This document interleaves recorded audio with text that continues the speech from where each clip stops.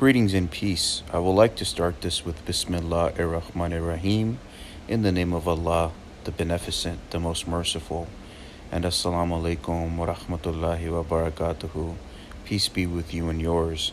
Today's presentation, I would like to talk about the secret origins of the Swedish Rite, Templars, Vikings, and Islamic connection. I hope you enjoy this, and I represent myself only.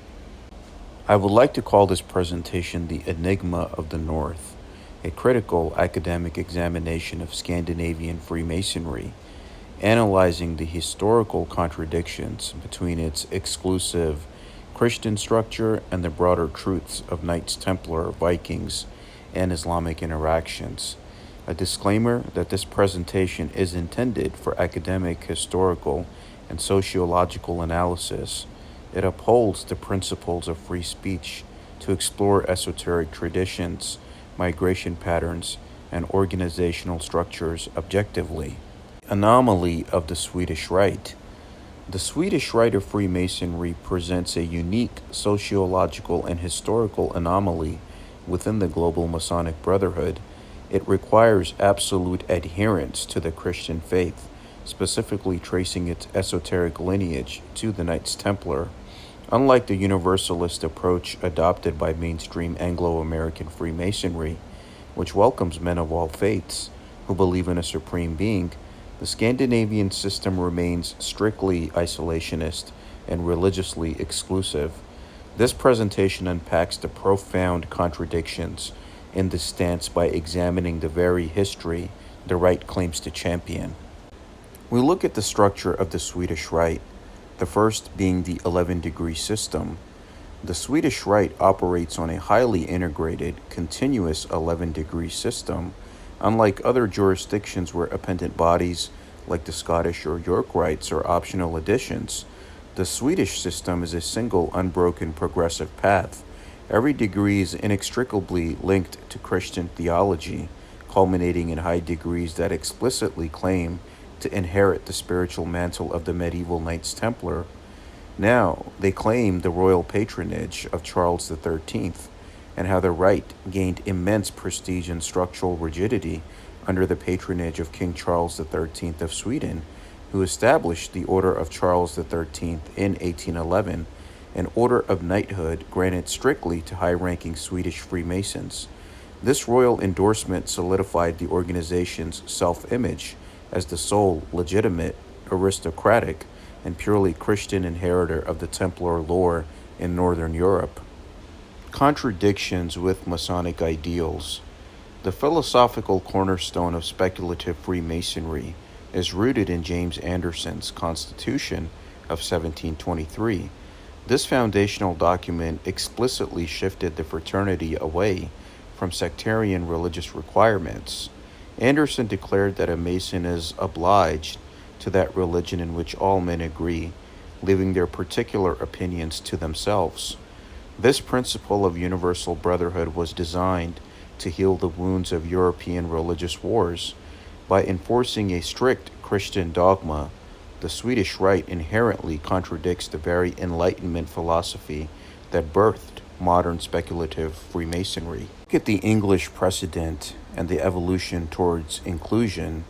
Now, historically, certain English Masonic orders, such as the Rose Croix, right, the ancient and accepted rite, the Rosy Cross, or what we know in America as the ancient and accepted Scottish Rite of Freemasonry, they call it the ancient and accepted rite, maintained the Trinitarian Christian requirements. However, recognizing the changing demographic landscape, these restrictions were eventually dropped. So now, even if you're not a Christian, you can join the ancient and accepted rite. Now, today, the English Rose Cross, or the Rose Croix, welcomes brethren of all faiths. This adaptation ensures the fraternity remains relevant and true to its universalist core in a multicultural, globalized society, especially now in the post-2030 world. The new world order, it's going to be a multipolar world order. So just adhering to one society or one religion is not the solution going forward. Now, Scandinavia, now a mosaic of global cultures, faces the same demographic reality of a mixed and open society. making the Swedish Rite's rigidity increasingly anachronistic. Modern Scandinavia demographics are rapidly shifting.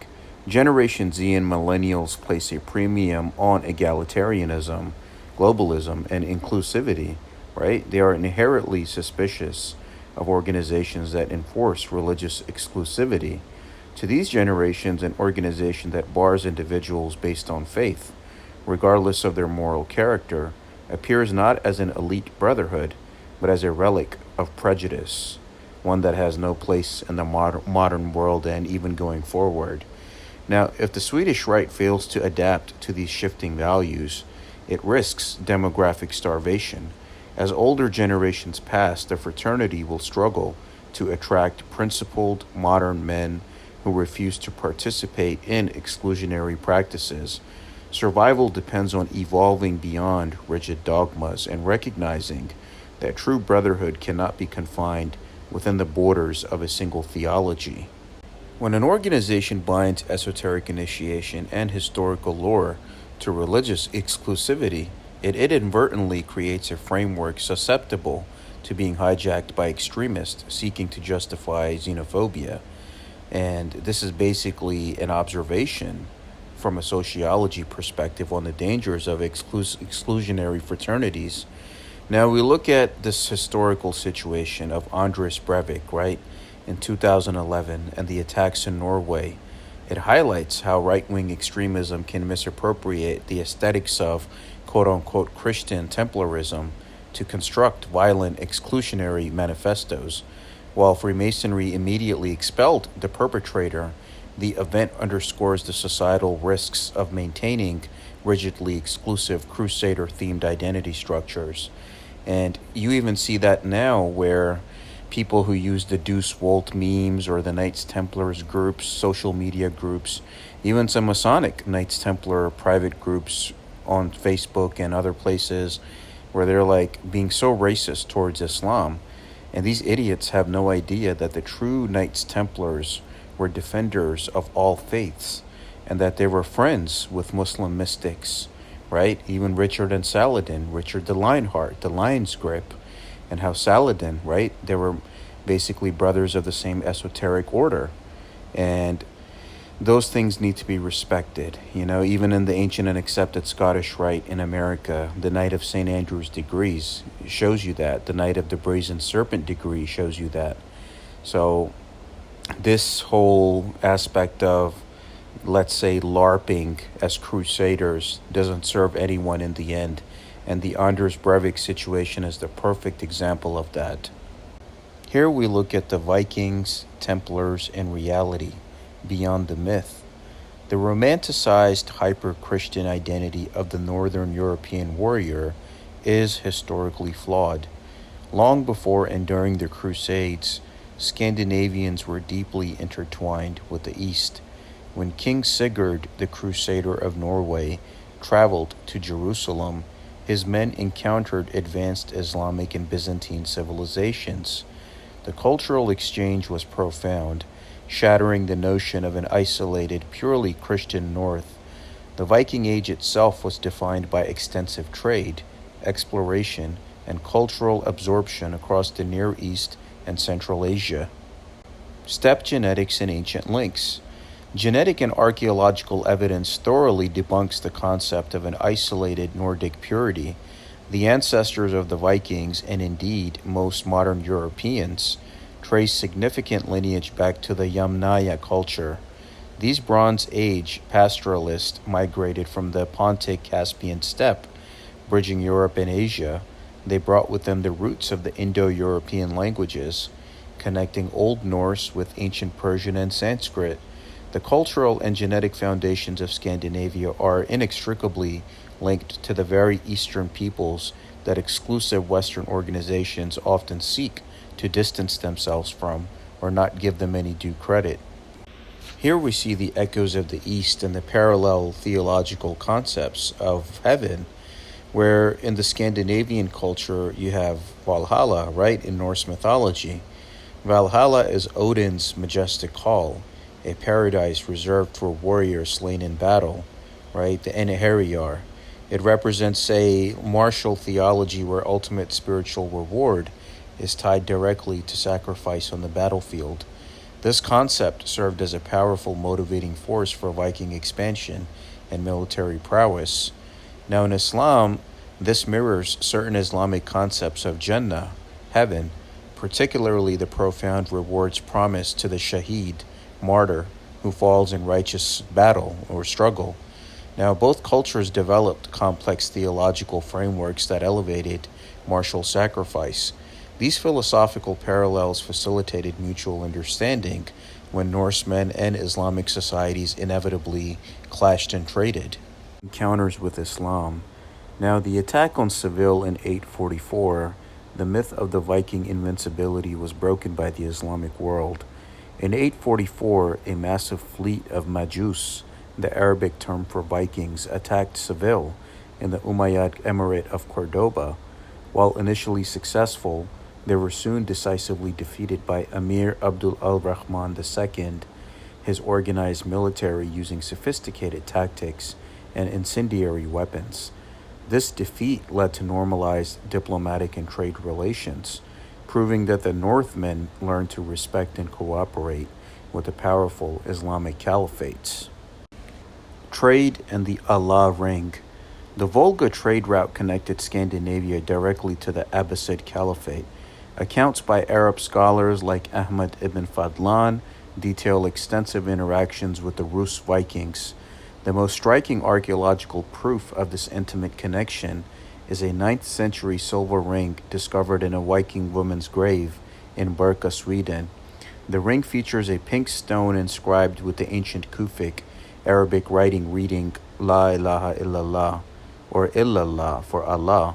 It stands as an undeniable proof of profound cultural and economic exchange between the North and the Islamic world.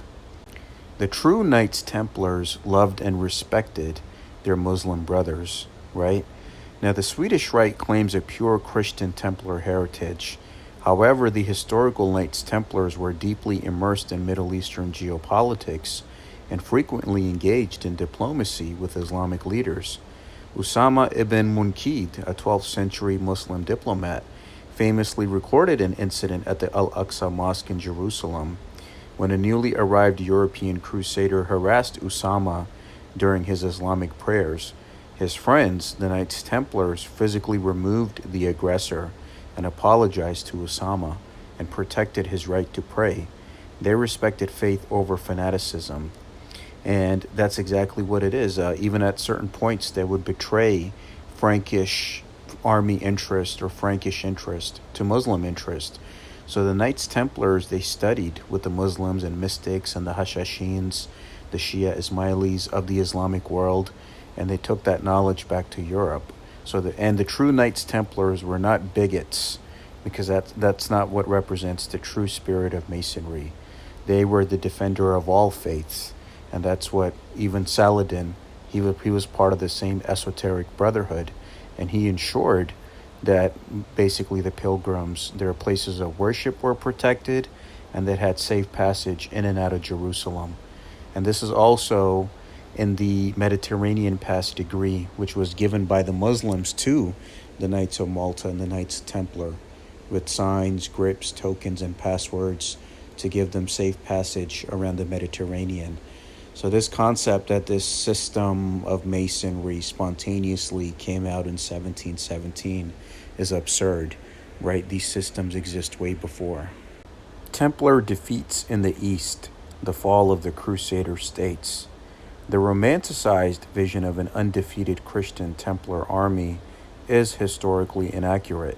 The military orders suffered catastrophic defeats at the hand of brilliant Islamic commanders. At the Battle of Hattin in 1187, Saladin's forces decimated the Crusader army, capturing the true cross and executing the captured Templars and Hospitallers who refused to convert.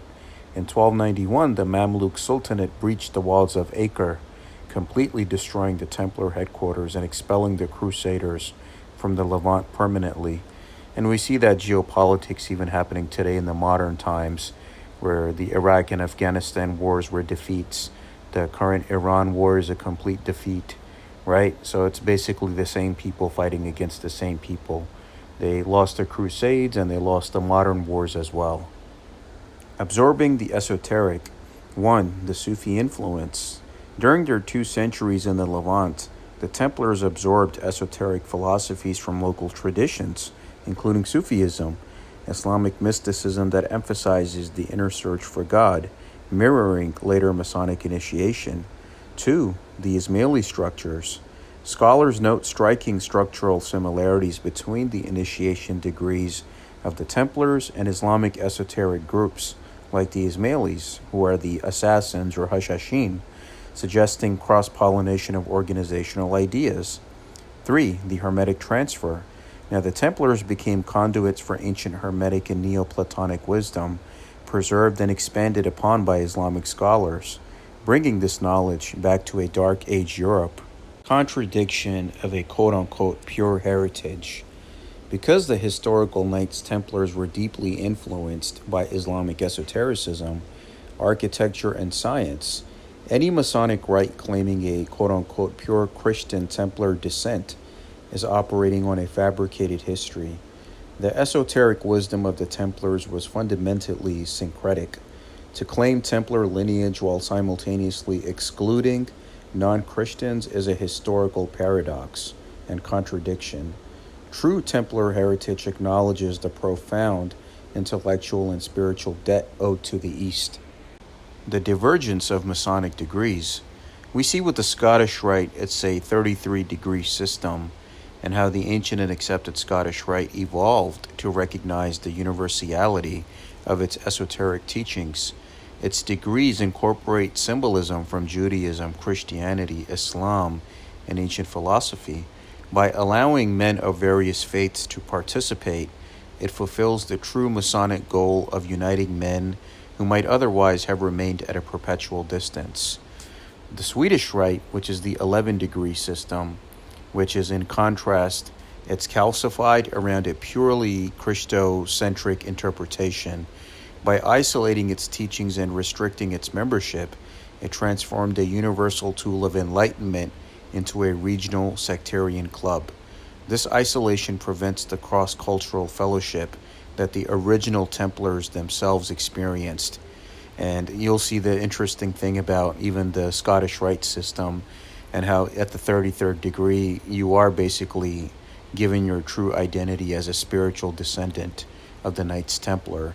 So there is a difference that is showed here with the systems. Reconciling the past and how wisdom is borderless. The historical reality of Scandinavia and the Templars proves that wisdom, culture, and progress are borderless. The North was never an isolated fortress of religious purity. From the silver ring in Berka to the philosophical exchanges in Jerusalem, history demands that we tear down artificial veils of separation. If modern organizations are to honor this past, they must embrace the universalism that defined their true ancestors. Frederick of Prussia, guardian of the Rite. Frederick II of Prussia, also known as Frederick the Great, played a foundational role in formalizing the ancient and accepted Scottish Rite in the 18th century. He was not just a monarch, but a philosopher king, deeply interested in mysticism and Masonic ideals. Under his influence, the Scottish Rite became a vessel for the esoteric teachings of the Knights Templar, and he is credited with safeguarding their deeper secrets within the structure of the 33 degrees. Frederick's vision was not about ritual for ritual's sake. It was about preserving light through dark times. And if you are in the Philadelphia area, King of Prussia, that area and the King of Prussia Mall is named after Frederick the Great. So, in the 33rd degree of the ancient and accepted Scottish Rite, the initiate is given a final shocking revelation that he is symbolically the spiritual descendant of the true Knights Templar. He is instructed to uphold the legacy of Jacques de Molay and to swear a spiritual vengeance against the historical enemies of the Templars, namely the Knights of Malta. This vengeance is not one of violence, but of remembrance and truth-telling. The candidate learns the truth that was buried by the Church, that the Templars carried hidden knowledge from the East, safeguarded by mystics, Sufis, and Moors. And basically how you have the Templars escaping to Scotland, right? Scotland, Scottish Rite. Then at the 33rd, you're given the Knights Templar identity and how you must take revenge against the enemies like the Knights of Malta, etc., etc. So all of that is kind of revealed to you, God and my right, those revelations that are given to you at that level, that you are carrying a responsibility. And how even with the Swedish Rite, I think they kind of got it twisted in terms of how they're basically viewing this entire thing from a Christian perspective. So this is a cross found in a Knights Templar church in Anatolia, which is modern-day Turkey, and how they were accused of worshiping the Prophet Muhammad, peace be upon him, right? The denial of Christ and worshiping Baphomet, which is basically, Baphomet is just the Insan al-Kamil in the Sufi sciences, where you basically alchemized the animalistic side of you, the masculine, feminine, and you incorporate that to become the perfect human, the Insan al-Kamil. So here is a picture of a cross with a picture of the Prophet Muhammad on it, which was found in a Knights Templar church. So again, the whole Christian-only thing in Swedish Rite doesn't make sense. We even see here that the degrees of the Knights Templars and the Ismaili Shia Hashashin are very similar, right? So we look at the Ismailis first, the Grand Master or the Prince of the Mountain, the Dais al-Kabir or the three great viceroys under him, the Dais or provincial masters, the Rafiks or chaplains, the Lazik or military body, the Faravin or Farayins or death-devoted, the Batani or the secret brethren, the affiliates. We look at the Knights Templars ranks, it looks very similar. The Grand Master, the three Grand Priors, the Provincial Prior, the Chaplains, the Knights, the Esquires, the Serving Brethren, the Donato and Obligati, and the Affiliati. And the Knights Templars, if you look at the colors, the red and white, even with the Hashashin, sometimes you didn't know who was coming at you, right? Because they wore the same colors. And the ranks are the same as well. You look at it. So these people who claim to be of Templar heritage and origin, especially with the Swedish Rite, what the hell are you doing by saying that, oh, we're Christian only? The true Knights Templars wouldn't have agreed or supported what you're doing here, right? They were a defender of all faiths. And even we see here with the rank structure, it's quite similar. The Arabization of the Knights Templars. The charges against them accused them of being crypto-Muslim with worshipping of Baphomet, Muhammad, right? The French spelling. And how in the previous slide I showed you that cross with the picture of Prophet Muhammad, and how basically that means the Insan al-Kamil, right? The Baphomet is depicted as a goat with masculine, feminine features, and the animalistic features solve and dissolve. That is basically Insan al-Kamil from the Sufi sciences that they took. And the Templars were accused of denial of Christ. They were persecuted on a Friday, which is an Islamic holy day. The Templars made treaties in the Holy Land with the Muslims contrary to French interest and betraying Frankish armies to Muslims during periods of conflicts, right? Even that one instance where somebody was praying in Al-Aqsa and he was being harassed by a crusader and they took the side of the Muslim. He could pray peacefully. So even Robert of St. Albans, an English Knights Templar who converted to Islam and married Saladin's niece. In the 1270s, the Templar commander in Sidon, Matthew Sauvage, also spelt Sermaj, and the Mamluk ruler of Egypt, Sultan Baybars, were blood brothers. Hugues de Payens, the co-founder and the first Grand Master, was a descendant of Moorish Sufis. His grandfather was a Moorish Sufi who instructed him into the sciences. And Hugues de Payens comes from the Pagani family crest in Sicily, right?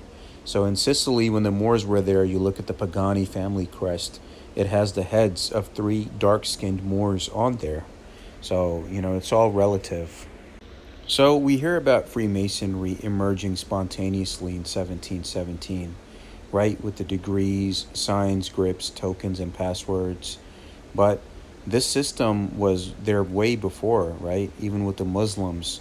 who were given this degrees and signs and grips and passwords to the Knights Templars and the Knights of Malta.